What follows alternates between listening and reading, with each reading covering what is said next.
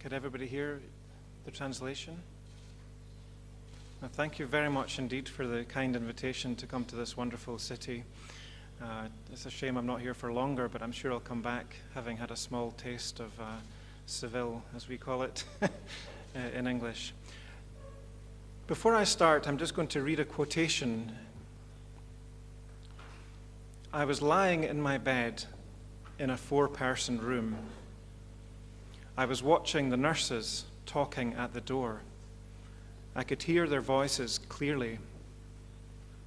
One of them said, "We're going to have to move her to a single room this afternoon. She's been given a CTO." I thought about what this CTO was. Then I worked out, with growing terror and despair, that this was a compulsory termination order. I was to be killed that afternoon. And this is a quotation from a lady of the age of 52 who fell over a washing basket and broke her nose at home, and she was admitted to hospital for repair of her broken nose. And when she was undergoing surgery, she developed some complications, and then she got sick and developed delirium, and that's the topic of what most of my lecture will be about, delirium today. So this just gives an example of the kinds of experience somebody has when they have delirium. So the lecture's in 2 sections. I'll start by talking about delirium, going through these headings. What is delirium? Why is it important?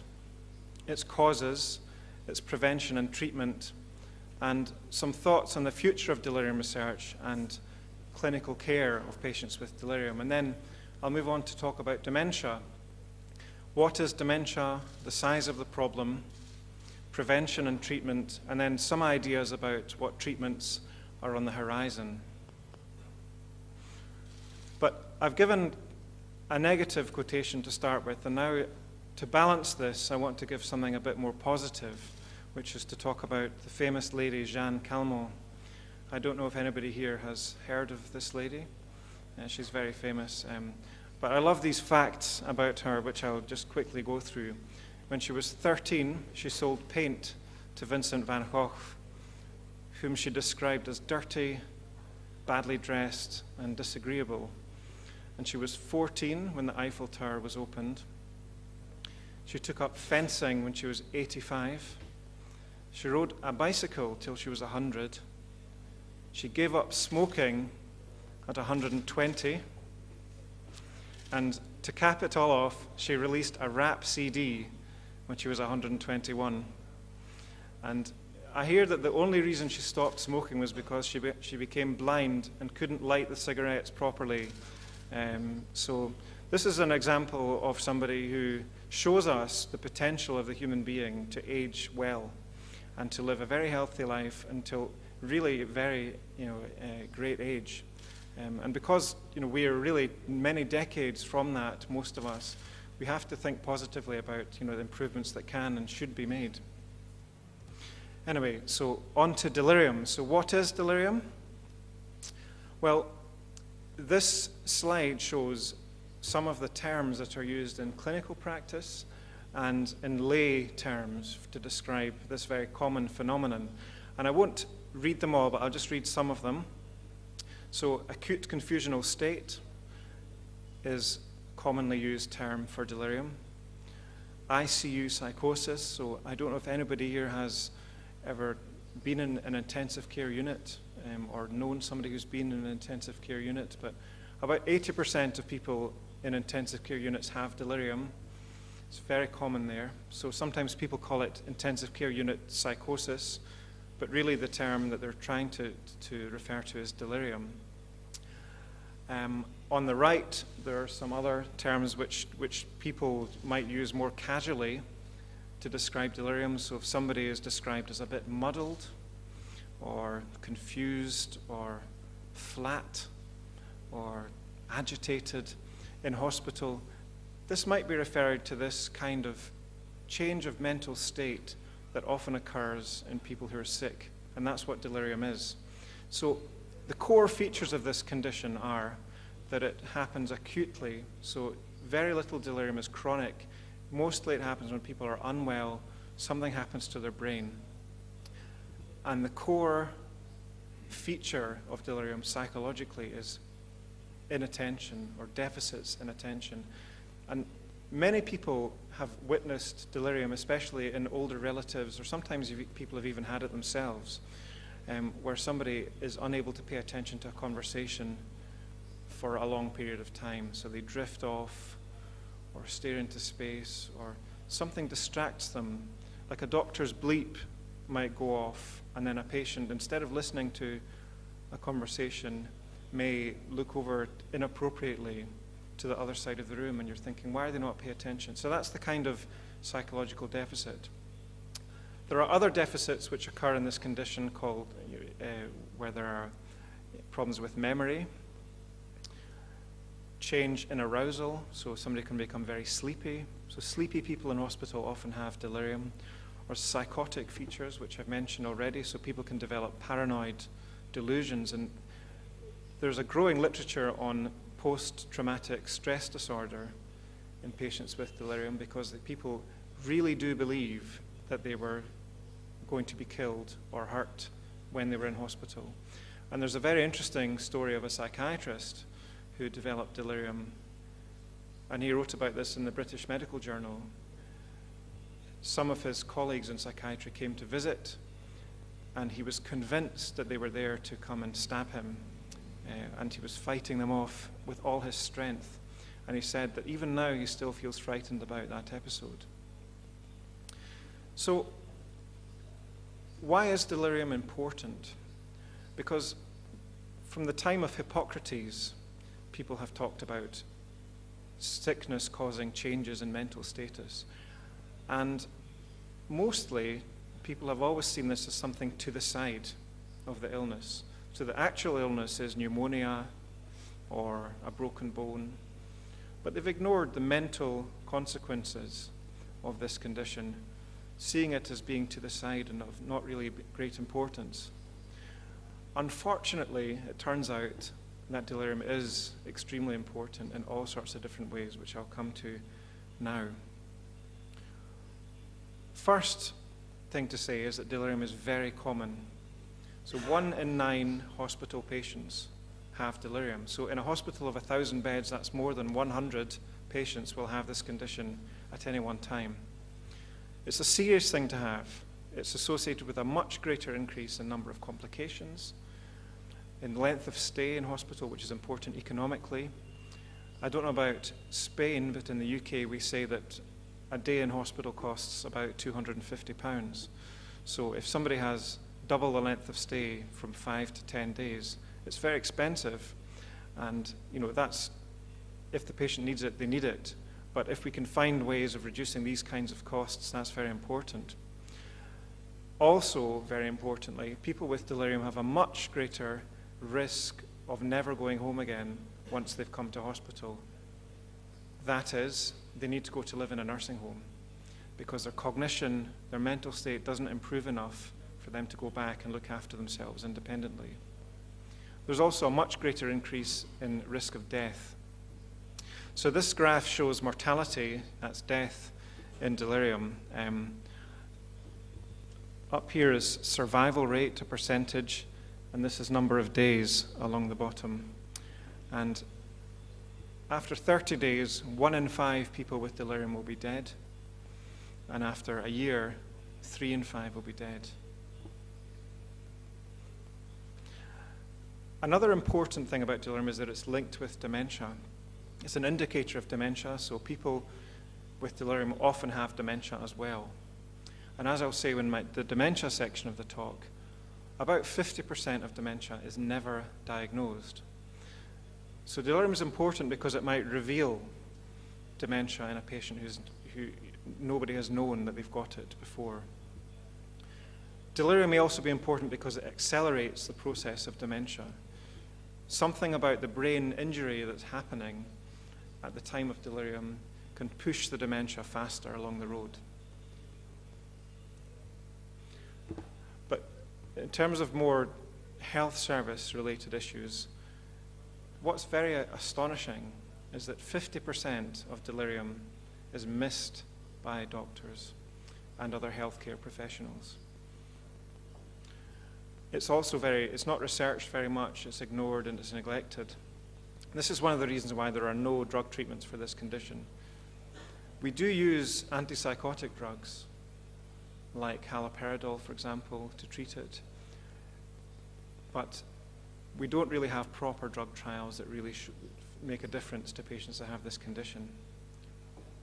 So this shows patterns of delirium.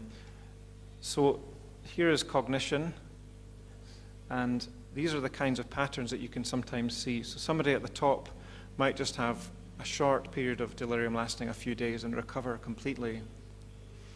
Some people seem to decline after having delirium. Maybe it damages the brain in some way, which then is detected later on. Quite often, in about 1 in 5 cases in survivors, people never fully recover, and their cognition is never quite the same.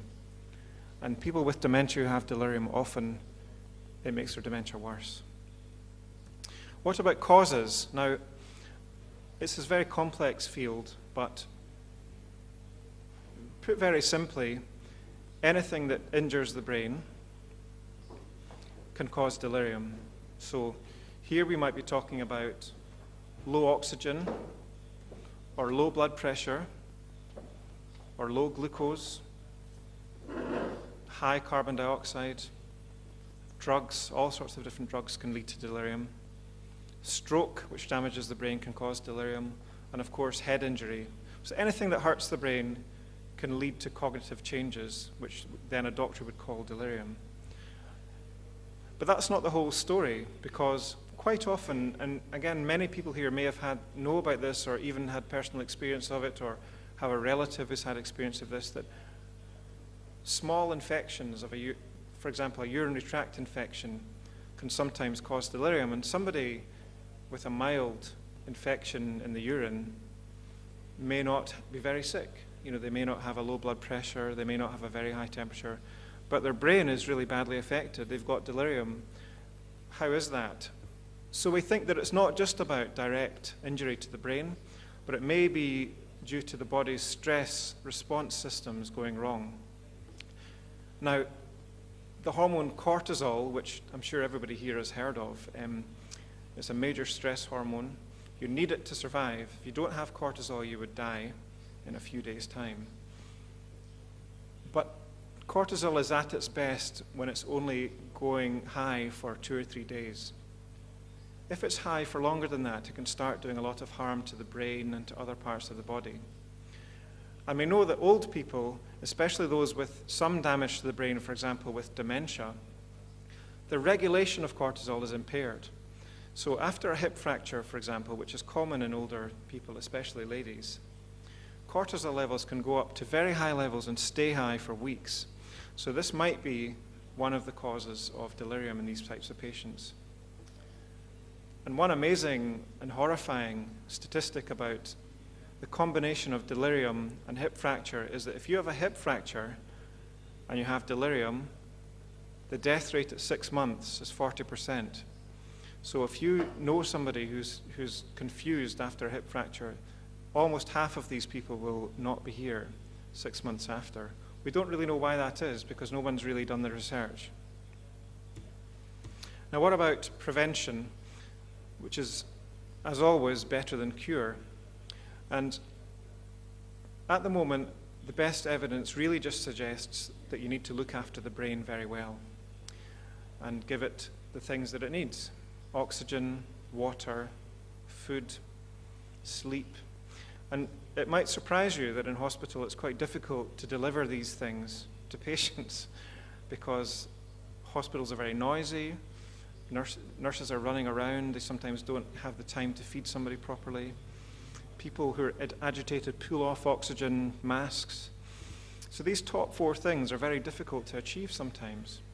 And they seem to be better achieved in specialist geriatric medicine units, which is one reason why, geriatricians like myself would always say that we should be building more of these and making these much more part of our healthcare systems. There are other things you can do as well.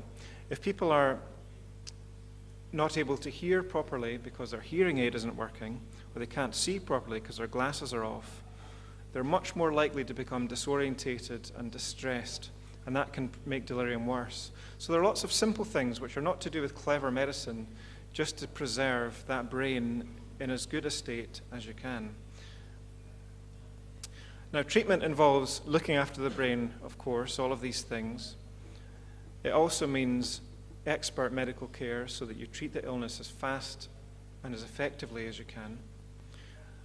As you've seen from the quotation at the beginning of the talk, distress is a big part of delirium, and that's really emerging now as very important. I mean, now we need to get above this 50% failure to diagnose so that we can diagnose it and then treat distress, because it's very common. Agitation, where people are running around or throwing things around a room, happens in some cases, and sometimes you need to use drugs to treat that. And there are some complications of delirium which should also be managed. And then rehabilitation, which very few studies have been done on, but getting somebody back to who they are is the goal of any treatment. Now, how about future developments? Now, I don't have much time to speak about these, so I'll just do this, just one example. Now, as I've said, around half of delirium is not diagnosed in Western hospitals. It's probably even less in other hospitals. And this might be because it depends on a psychiatric judgment, which most general doctors are not qualified or not experienced or comfortable about doing. So objective tests may help. So we invented this box, a very simple electronic box, to help improve the detection of delirium. And I'm just going to do a little trial with the audience here just now to demonstrate this. And all I'd like you to do is, on the light, on the square on the right, just count the number of times that it lights up as I go through the slides. And I'm going to go quite slowly, which is deliberate, and I'll explain why in a minute. Okay, so you all ready? Here we go.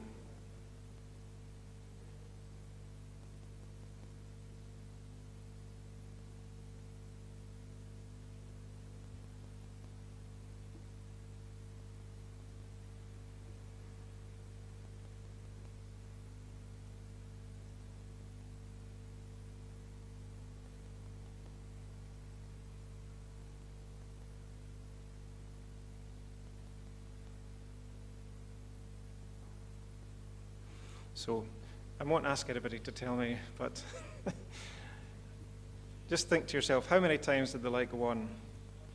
And we've used this to develop a test to see if there's a difference between people with dementia and delirium, because in dementia, the problem of being able to focus attention is much less severe than it is in delirium. So this is a very simple task, but it does require some concentration. And so these results, delirium, dementia, and then people without any illness on the right, and this is the score. There's a very wide separation in results. So we've now been given a grant to commercialize this and turn it into a device that hopefully we'll be using in hospitals to help improve the detection of delirium in 2 or 3 years' time, if we can get it to work.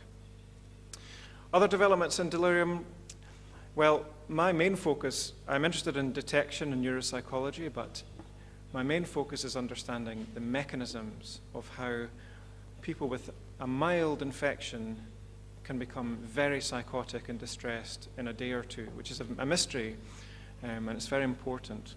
I'm interested in how stress, such as from a broken bone, can affect the brain in such a way as to make somebody have delirium. How does a broken bone make somebody mad? That's a big question, but it's very common, as I'm saying. There is some new research on new treatments for delirium. If we find in the research I'm doing that very high cortisol for a very long time is closely linked with delirium, there are drugs we can use which could treat this overexposure to cortisol.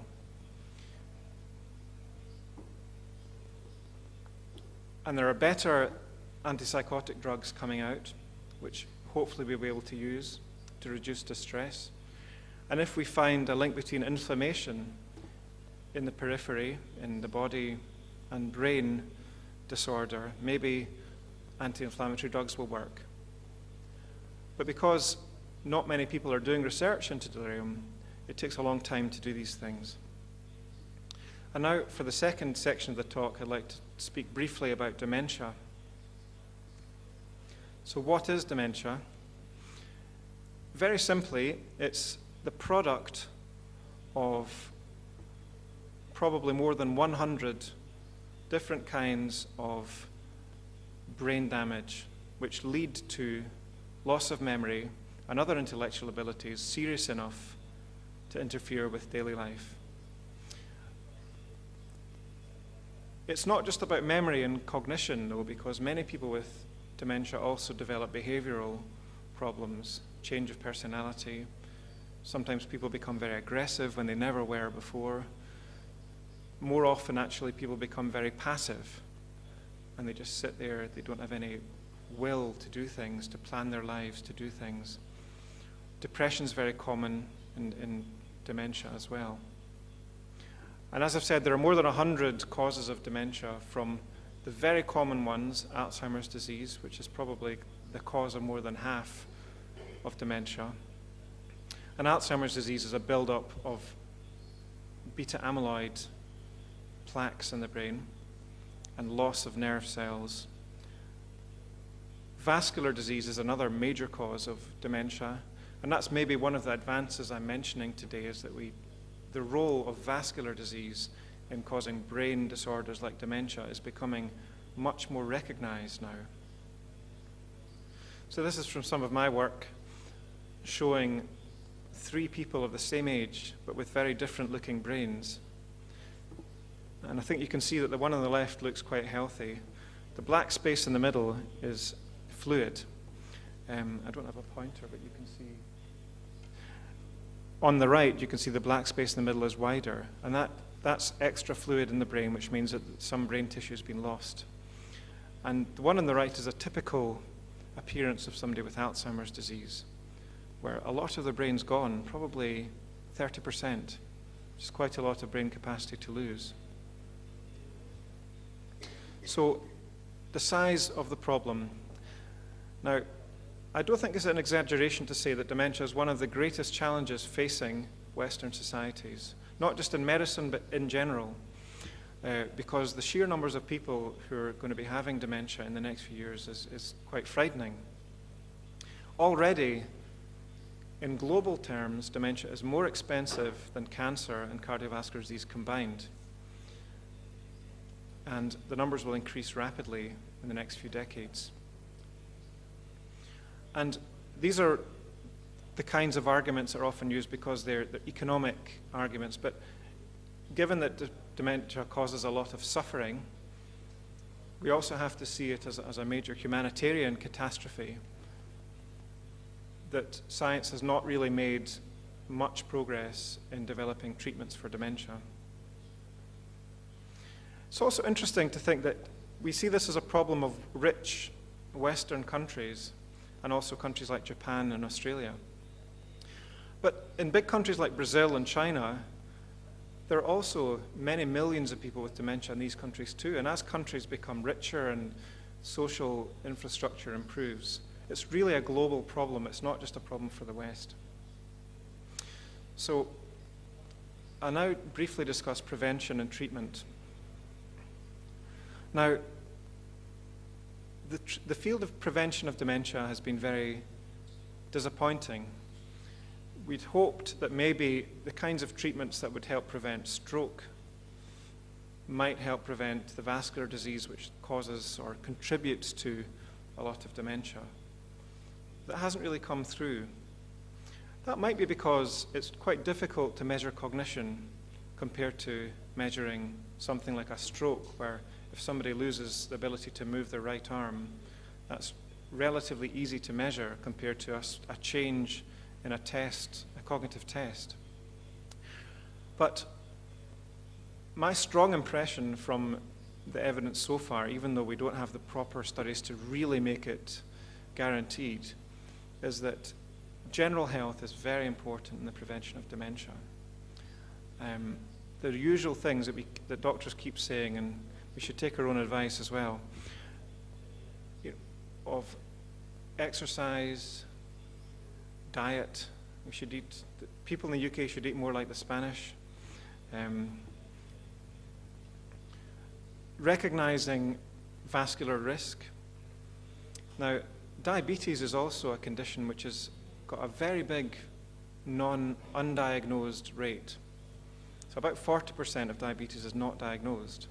So if you take a group of 6-year-olds, a lot of people will have diabetes and they don't know it.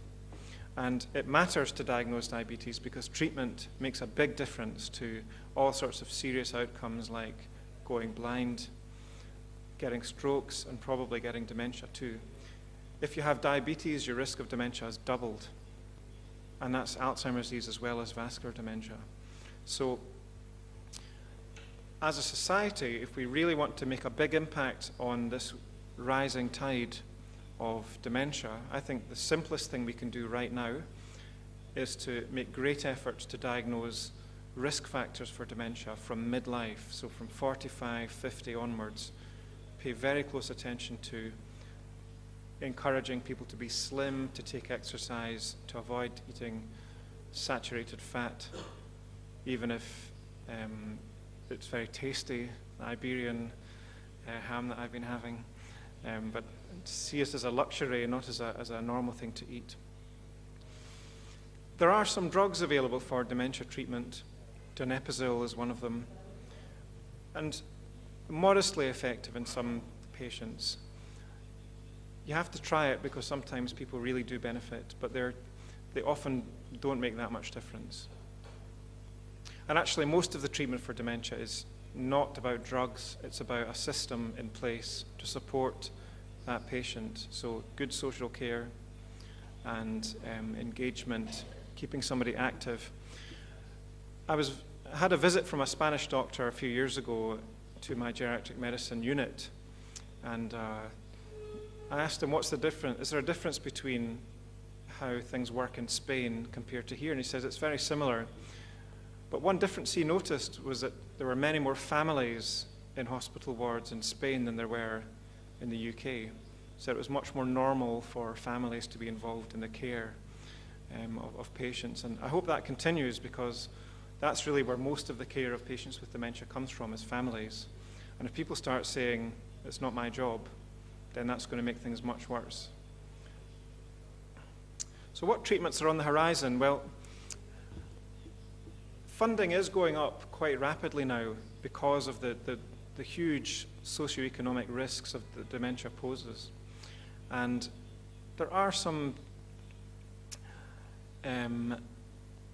promising developments in immune therapy. For example, getting the body's immune system to attack beta amyloid plaques might be something that we can do in the future. Antioxidants, people keep saying this is going to be important. People keep drinking blueberry juice and other things in the hope that it's going to save them. But actually, most of these antioxidants don't get into the body. They just get eaten up, by the digestive system. So there's a long way to go. And the studies of vitamin E have been disappointing. I wonder whether antidepressants might be quite helpful in the treatment of dementia, because antidepressants can sometimes fix dysregulation of stress hormones. And also, a third of people with dementia have depression at some point in the course of their illness. And depression often contributes to them becoming much more disabled and having much less ability to be active. We've done some clinical trials using drugs which reduce the impact on the brain of cortisol, which is also elevated, not to the same extent as in delirium, but you do see higher levels in dementia. And we're hopefully going to be doing some trials in the next 2 or 3 years on that. But to be honest, waiting for some magic drug on its own is not a good strategy. I think that from now on, we should be doing things that we think are going to help, such as putting research into encouraging older people or people even from midlife to take more exercise, because we know that that works. We know that it's safe. that has multiple benefits in all sorts of different bodily systems. So why not just put money into that? Of course, we need to understand the biological mechanisms, and that's the research that I do. But I think, we're missing a trick if we just can't work out how to make this a normal thing for people to just have exercise centers that are free and easy to use. Mental activity may help. Good nutrition probably helps, avoiding bad food but also eating the right kinds of food. So in conclusion, I hope I've managed to express that delirium and dementia are common and serious. I think they're neglected conditions in relation to their importance. I think the last 2 or 3 years have shown increasingly that vascular risk factors, which traditionally we've associated with stroke and with heart disease, are also very important in dementia, including in Alzheimer's disease.